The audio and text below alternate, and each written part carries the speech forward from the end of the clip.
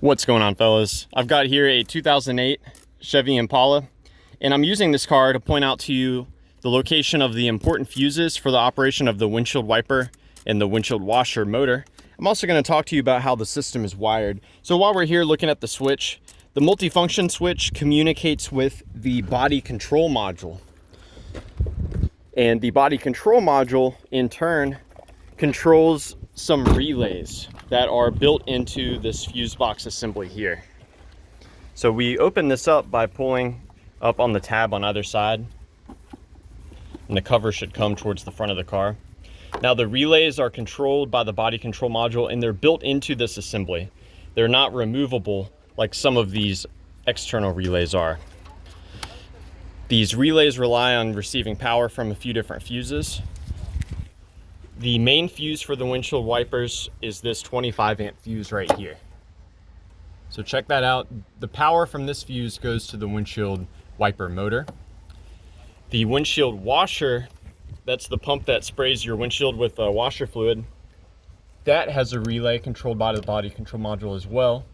And when it energizes, it sends power to the windshield washer motor through this 10 amp relay.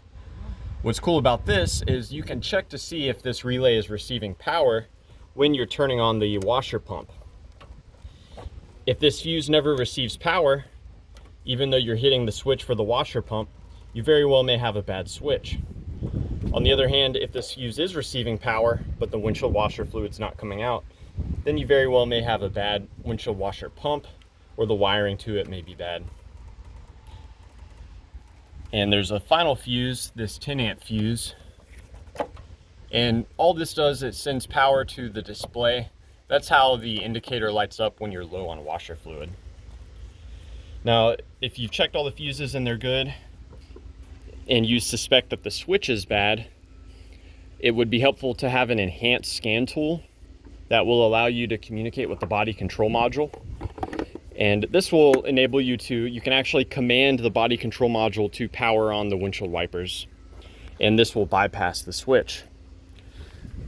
Another thing you can do is you can buy a new motor.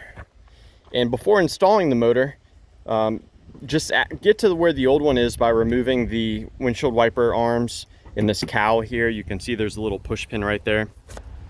And before you go through the trouble of removing the original motor from the wiper transmission and installing the new wiper motor, you can just unplug the connector from the old motor and plug that into your new motor and see if your new motor turns. That's a good way to troubleshoot before you go through the hassle of replacing that motor. So yeah, I hope that this information was helpful for you. Please do let me know if you have any questions, or more importantly, any advice about troubleshooting the windshield wipers on your Impala. One other common issue that I want to mention is I've seen plenty of instances where this nut will get loose and it will cause the wiper arm to not rotate. Even though the nut itself will be spinning, it won't be tight enough for the wiper arm to spin. So if that's the case, you can properly index the wiper arm and then tighten this bolt down. Sometimes when that happens, it'll strip out the wiper arm, and the only solution is to replace the wiper arm. So yeah, hope this is helpful.